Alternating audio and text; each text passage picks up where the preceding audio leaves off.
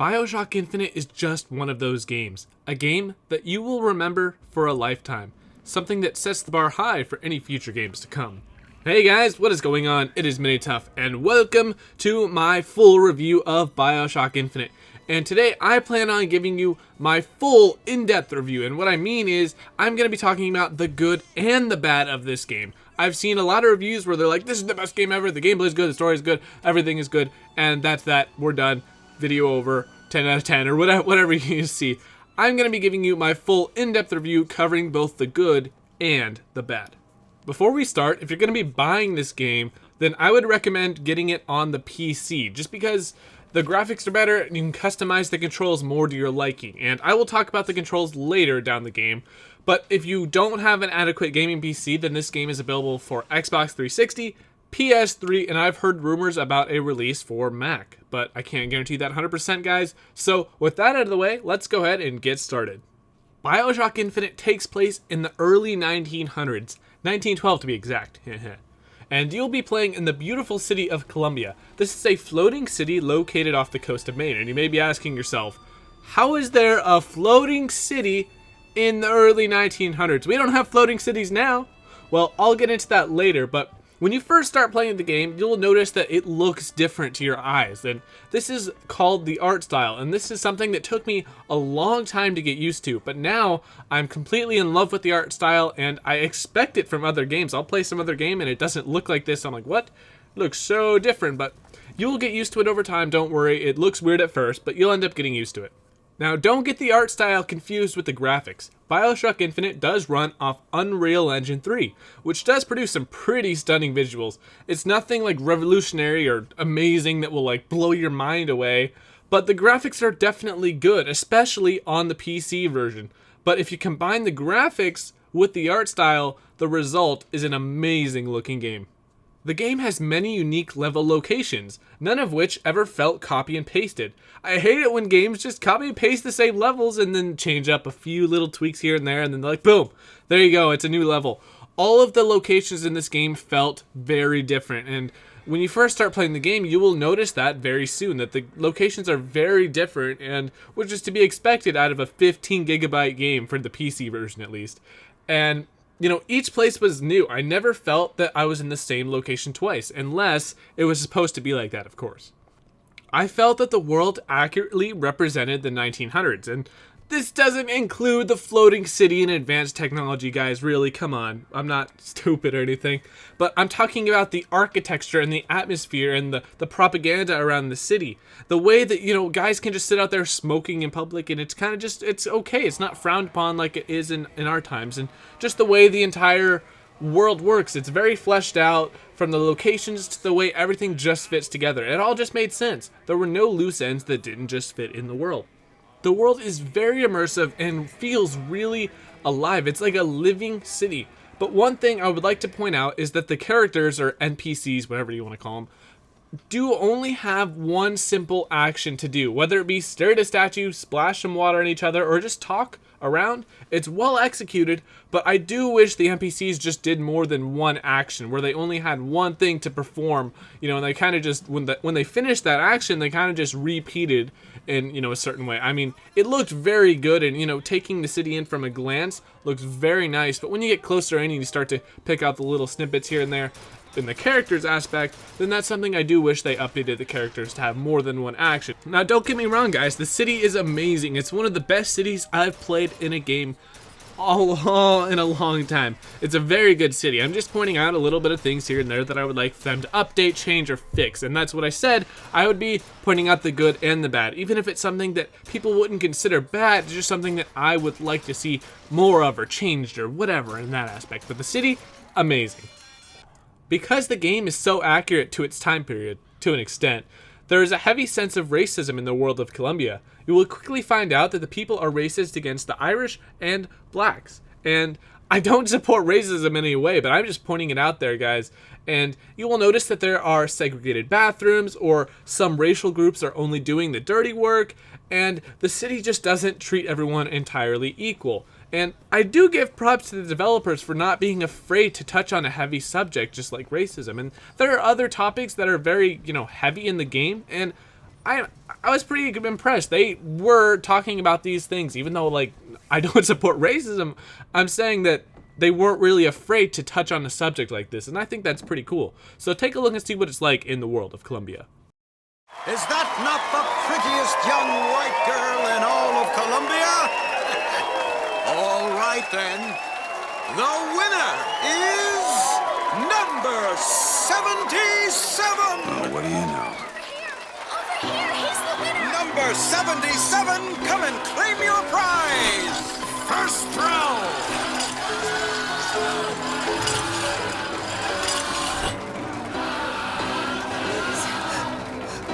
It was me! It was all me! Please! Please! Please, what are you doing? Come on. Are you gonna throw it? Or are you taking your coffee black these days? Now, I know you've probably never heard this before, but Bioshock Infinite is actually a first-person shooter. Really, who would have thought? But when it comes to the shooter mechanics, there isn't really anything new or original here. I think the creators of this game went by what isn't broke, don't fix it. It makes sense. I wasn't really thinking of them to completely change the shooter market. What it does do, it does very well. Bioshock Infinite does have one trick up its sleeve though, and that is Vigors. And Vigors are pretty much magical abilities, and they give you the power to light enemies on fire, electrocute them in the face, launch them in the air, or even possess them. And this is what Bioshock does to differentiate itself from other shooters, and they are pretty cool and satisfying to use. And they are powered by salts, which in any other game that has magical abilities tend to call it mana, but from here on out I'm going to be calling them Vigors and salts. And you will encounter Vigors pretty early on in the game, and some of them are more useful than others. And I guess I explained it okay, but I think this guy did a much better job at explaining it than me. If I told you a man could hoist a 1-ton stallion straight into the air, would you believe me? Well, friends, I am here today to tell. Those are no flights of fancy. Those are no tall tales told behind the pool hall. No, sir, no, ma'am. Those are Vigors I'm talking about. Brought to you courtesy of Mr. Jeremiah Fink himself. Who amongst you has tasted the divine gift of the Vigor? The one thing I have to mention about this game is the controls. And now that I've showed you all of the gameplay mechanics, most of them at least, I'm going to talk about the gameplay next, but the controls really started off weird and took me a while to get used to. For example, I was playing on the PC version, and aiming down sights was the Z button. Like, really? What? That was so weird. And right-clicking was to use my Vigors, and that's not what I'm used to. I'm used to right-clicking, aiming down sights, and also scrolling my mouse would change weapons, but hitting 1 through 9 on my keyboard would switch between Vigors. So for me, I had to change the button controls so that ADSing would be my right mouse button again, and middle mouse would be my Vigors. But keep in mind, if you are playing on a console, I don't know if you have the power to individually bind each key, so you are forced to use the controls. This isn't a deal breaker, but it is something I thought I would point out. When it comes to the straight gameplay of Bioshock Infinite, there is nothing revolutionary going on here. The core gameplay is good and predictable. This means that I was easily able to pick up the game and know what was going on. It seemed as if I was developing the same strategy for each level. Shoot as many guys as I could, then when my health got low, I would shock them, heal up, rinse, and repeat. None of the levels really made me think outside the box or get out of my comfort zone.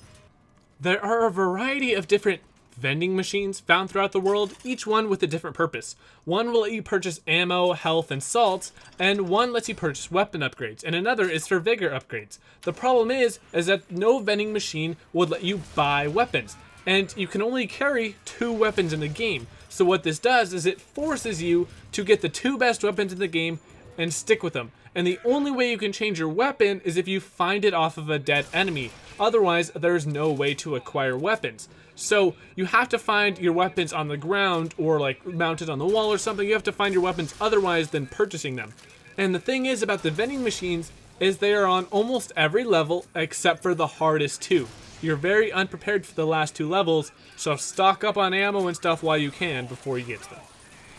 When it comes to the gun and vigor upgrades, I thought this was a welcome addition to the game. The gun upgrades can let you increase damage, increase clip size, or tighten up the hipfire spread. The vigor upgrades are nice as well, and they are varying between which vigor you get, but they are definitely much more expensive for the stronger upgrades. And although there is a limit to how many upgrades each gun can have, the norm is 3 gun upgrades and 2 vigor upgrades, with some being an exception to the rule. One upgrade I did feel was missing from the game was the silencer or suppressor. I know they're the same thing, but people call them different stuff. Currently, there is little to no stealth aspects in this game. Enemies spot you almost instantly and attract all other enemies from the same level. I think if the game added a silencer, it would make a lot more stealth attributes into this game, which would have been really nice. Maybe instead of allowing the player to purchase all of the weapon upgrades, maybe limit the player to 2 or 3 at a time. This will force the player to adapt each weapon to their playstyle instead of just buying all the upgrades for the best gun. I think that would be a pretty good compromise if they think it would be overpowered if they added a silencer. Another thing I did notice about the game is the way that the guns worked. To me at least, it felt as if you were more accurate when hip firing, rather than aiming down sights. It feels as if there is little to no recoil when you're hip firing, but when you aim down sights, there is more recoil. And this, combined with the muzzle flash, forced me to change my habits of always ADSing for medium to long range engagements to just hip firing a lot more often. Another great addition to this game are the skylines, and you will find skylines spread around the city, and you can perform many actions off of them. You can increase your damage or speed, run around or perform an air assassination, and at first, I never really used the skylines at all unless I really had to get to like a new objective or something. But the more I understood them and used them, the more I found myself taking advantage of the skylines. I don't know if it's just me, but the gear felt almost useless in this game. Now don't get me wrong, there are a few things that are must-haves, but most of them are not really that useful. A lot of them worked in only some situations, like killing someone off a skyline or having a 70% chance to shock someone on a melee attack. They're cool and all, but there are no real uses to them, some of them at least, and I never got that feeling of excitement, like, oh my goodness, it's a new piece of gear, when I just, I saw one of them lying around. I was just like, okay, cool, found another thing of gear, what does it do, blah, blah, blah. Nothing really major that made me really want to get another piece of gear. The bosses in this game are extremely easy. I had a bigger difficulty actually beating the normal people in this game than the final boss at the end of a level or something. They do get progressively harder, but I never really felt a challenge until I encountered the handyman later in this game. And this was the only boss where I was like, uh-oh, when I knew that I had to fight them. Besides that, don't really worry about the bosses. There was one point in the game where I couldn't really figure out something, and immediately I thought it was a puzzle since I'm so used to playing like Half-Life 2 and stuff like that. But it ended up being really simple, and it was just something that I forgot. But it did get me thinking, puzzles would be a nice addition to the game, as long as it wasn't overdone, of course, but it would change the game up a little bit and get you thinking a little bit different compared to the usual point-and-shoot gameplay. One major point I would like you to know about is Bioshock's game saving system, which needs quite a bit of work. You can only wait for an autosave. There is no manual saving, which means if my mom calls me to dinner or something, I can't just leave. I have to continue playing until it autosaves, and I hate it when games make me do that. And the autosaves are not very frequent and only happen when something major goes down, or you get to a new level, of course. One good thing though is that before you quit, the game will tell you the last time that you saved, even down to the last second. So, you can always know when you last saved. On top of this, the load saving feature is atrocious. It only lets you load your past 3 saves. Because I had already beaten this game, I couldn't just go and load the past, my past game saves to record some footage. No, I had to beat this entire game again just to get footage, and that is a sin. Oh my gosh, I could have had this review done a long time ago, but because of the game save system, I had to beat the game twice, which I should have been able to just do if it let me load my previous saves. I don't know if this would make sense for this game, but I would love to see a more open world style of game.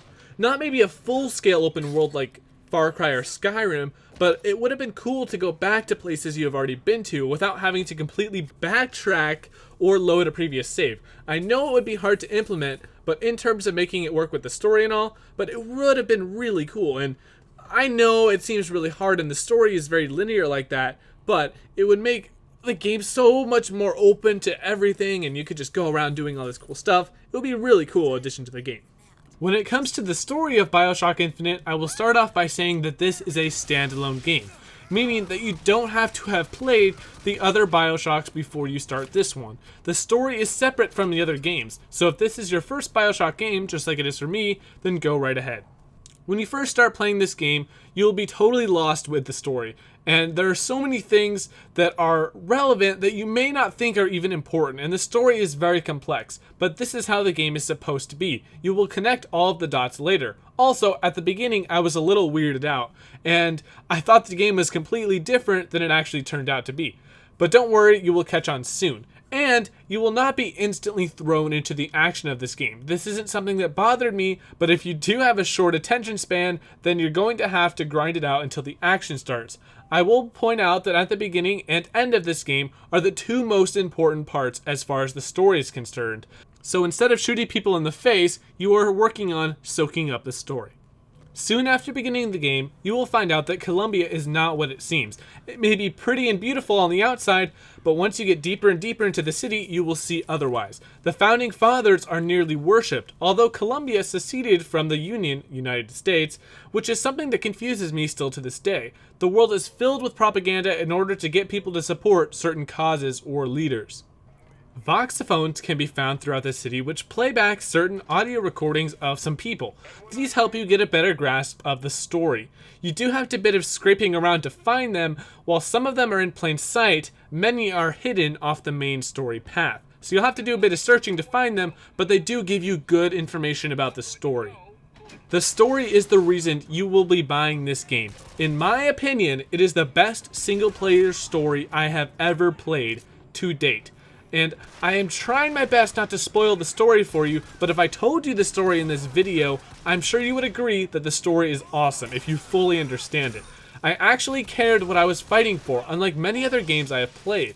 I've played other games where they simply just expect you to enjoy the story, and I couldn't finish the games because the game just kept expecting me to fight for something I cared nothing about. Because of the story, I found myself playing for much longer than I intended. I would sit down planning on playing for 30 minutes, but I would look at the clock later and find out it has been an hour and a half since I started. The best thing about this game is the ending, and that is story-wise too, which is very unexpected and satisfying. It ties together all the things you have learned while playing this game. The ending will make you rethink the game as a whole and adds a bit of incentive to actually replay the story, now that you understand how the story works and everything.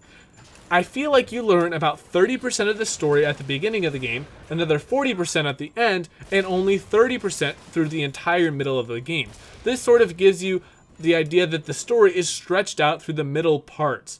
And I'm telling you now that there is no point in buying this game if you are not planning on beating it all the way through. So don't buy the game unless you plan on completing it. In fact, the story is so good that you will find yourself having trouble getting into other games because none of them compare to this story. That's something that... What? I mean, come on. Thank you a lot, Bioshock Infinite. You set the bar too high, and now I expect too much from other game stories. In Bioshock Infinite, you'll be playing the character of Booker DeWitt, and it is very clear from the first 30 seconds of the game what your goal is. Bring us the girl and wipe away the dead. Who is that girl? Well, her name is Elizabeth, and she plays quite a major role throughout the game. Elizabeth is one of those companion characters, a character that accompanies you throughout most of the game. But there is something different about her. You actually connect with her on an emotional level. From the first few seconds of meeting her, I actually knew something was up and that she would be a great character to tag along for the ride. Hello.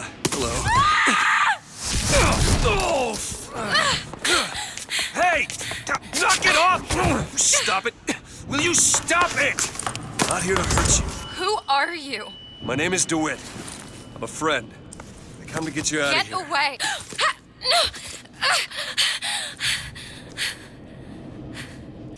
She does a great job at expressing her feelings and helping you along the journey. She isn't just a damsel in distress, she actually takes care of herself, and you never have to protect her in combat, which is amazing.